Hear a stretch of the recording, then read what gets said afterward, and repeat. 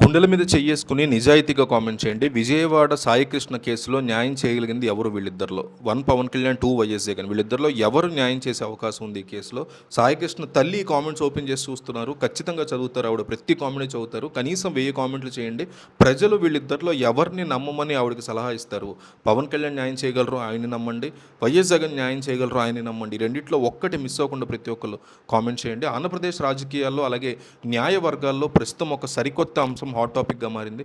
విజయవాడ కృష్ణలంకకు చెందినటువంటి గాదే సాయికృష్ణ యొక్క అదృష్టం అదృశ్యం ఆమె మీద వచ్చినటువంటి ఆ తర్వాత జరిగినటువంటి లాకప్ డెత్ ఆరోపణల వ్యవహారం ఇప్పుడు రాష్ట్ర వ్యాప్తంగా పెను సంచలనం సృష్టిస్తున్న సంగతి తెలిసిందే. ఈ క్రమంలో వైఎస్ఆర్ కాంగ్రెస్ పార్టీ అధినేత వైఎస్ జగన్మోహన్ రెడ్డి ఈ కేసుని అత్యంత ప్రతిష్టాత్మకంగా తీసుకున్నారని, బాధితులకి న్యాయం జరిగేలా పోరాడాలని నిర్ణయించుకున్నారని రాజకీయ విశ్లేషకులు భావిస్తున్నారు. రీసెంట్గానే జగన్ వెళ్లి కూడా ఆ కుటుంబాన్ని కలవడం జరిగింది. ఈ నేపథ్యంలోనే వైసీపీ లీగల్ సెల్ ప్రధాన కార్యదర్శి, మాజీ additional advocate general Ponnavolu Sudhakar రెడ్డిని జగన్ నేరుగా రంగంలోకి దించేందుకు ఆదేశాలు జారీ చేశారనే ఊహాగానాలు గట్టిగా వినిపిస్తున్నాయి. సాయికృష్ణ కేసుని హైకోర్టులో పొన్నవోలు సుధాకర్ రెడ్డి స్వయంగా వాదించే అవకాశాలు గట్టిగా ఉన్నాయని వైసీపీ సోషల్ మీడియా వేదికల్లో జోరుగా చర్చ నడుస్తుంది. ప్రస్తుతం సోషల్ మీడియా అంతటా ఈ అంశం మీద పెద్ద ఎత్తున డిస్కషన్లు అయితే నడుస్తున్నాయి. బాధితుడు కుటుంబానికి భరోసా ఇచ్చేటువంటి క్రమంలో ఈ కేసును లీగల్గా మరింత బలంగా ముందుకు తీసుకెళ్లాలని జగన్ భావిస్తున్నట్టు వైసీపీ అనుకూల మీడియాలో అంటున్నారు. ఇప్పటికే ఈ కేసు మీద హైకోర్టు తీవ్ర ఆగ్రహం వ్యక్తం చేయడం, జూన్ 29లోగా సాయికృష్ణను భౌతికంగా కోర్టు ముందు హాజరుపరచాలని పోలీసులను ఆదేశించిన నేపథ్యంలో రాబోయే రోజుల్లో న్యాయ పోరాటం మరింత ఉత్కంఠభరితంగా మారే అవకాశాలు ఉన్నాయంటున్నారు.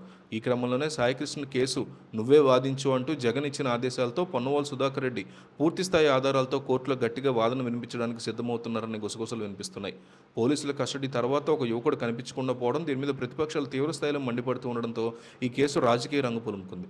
ప్రభుత్వం మీద అలాగే పోలీసు వ్యవస్థ మీద వస్తున్న ఆరోపణలు, విమర్శల నేపథ్యంలో వైసీపీ లీగల్ టీంని పొన్నవోలు నడిపించే ఛాన్స్ ఉందని అంటున్నారు.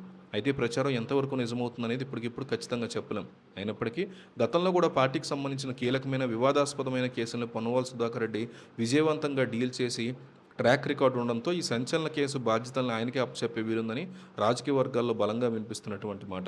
ప్రభుత్వాన్ని, పోలీసు యంత్రాంగాన్ని కేసులో గట్టిగా నిలదీయడానికి, కోర్టు వేదికగా బలమైన వాదనలు వినిపించడానికి పొన్నవోలు లాంటి సీనియర్ న్యాయవాది అయితేనే కరెక్ట్ అని జగన్ భావించి ఉండొచ్చని టాక్ ఉంది. హైకోర్టు జూన్ 29ని ఇచ్చేటువంటి గడువుకు సంబంధించి సమీపిస్తున్న తరుణంలో ఈలోపే పొన్నవోలు సుధాకర్ రెడ్డి బాధితుల తరఫున వకాలతో పుచ్చుకొని రంగంలోకి దిగితే కేసు స్వరూపమే మారిపోతుందని వైసీపీ అనుకూలరు భావిస్తున్నారు.